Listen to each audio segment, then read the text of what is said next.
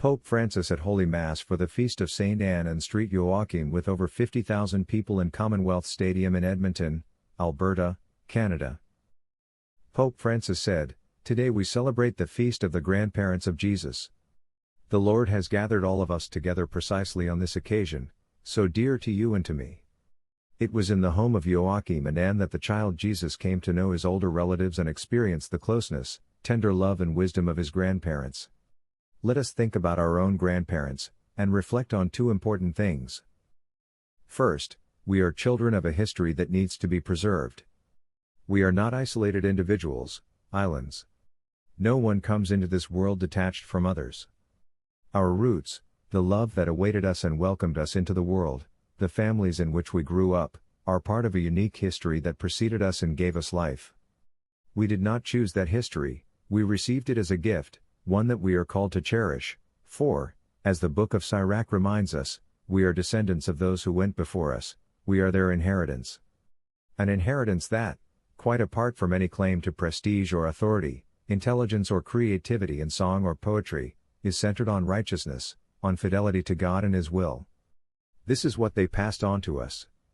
In order to accept who we really are, and how precious we are, we need to accept as part of ourselves the men and women from whom we are descended. They did not simply think about themselves, but passed on to us the treasure of life. We are here thanks to our parents, but also thanks to our grandparents, who helped us feel welcome in the world. Often they were the ones who loved us unconditionally, without expecting anything back. They took us by the hand when we were afraid, reassured us in the dark of night, encouraged us when in the full light of day we faced important life decisions. That is the way Joachim and Anne loved Mary and Jesus, and that is how Mary loved Jesus, with a love that never smothered him or held him back, but accompanied him in embracing the mission for which he had come into the world. Let us try to learn this, as individuals and as a church. May we learn never to pressure the consciences of others, never to restrict the freedom of those around us, and above all, never to fail in loving and respecting those who preceded us and are entrusted to our care.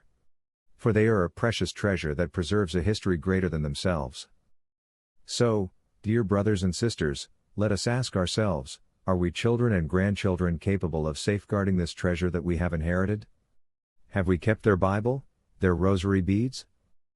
Let us now think of the second important thing. In addition to being children of a history that needs to be preserved, we are authors of a history yet to be written. Each of us can recognize ourselves for who and what we are, marked by both light and shadows, and by the love that we did or did not receive. This is the mystery of human life.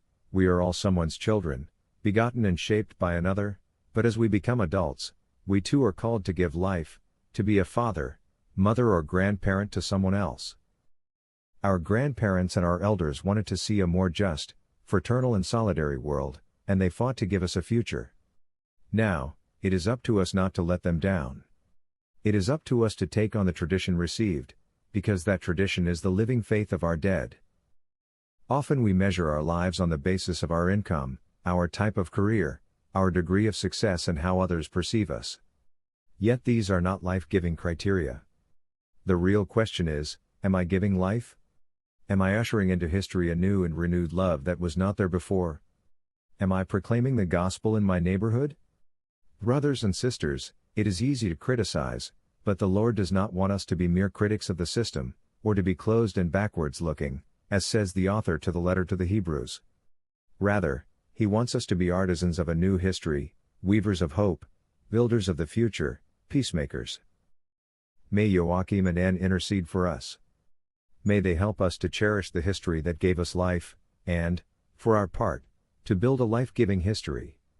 May they remind us of our spiritual duty to honor our grandparents and our elders, to treasure their presence among us in order to create a better future. A future in which the history of violence and marginalization suffered by our indigenous brothers and sisters is never repeated. That future is possible if, with God's help, we do not sever the bond that joins us with those who have gone before us, and if we foster dialogue with those who will come after us. Young and old, grandparents and grandchildren, all together. Please subscribe to Catholic News World's YouTube channel. Thanks and God bless.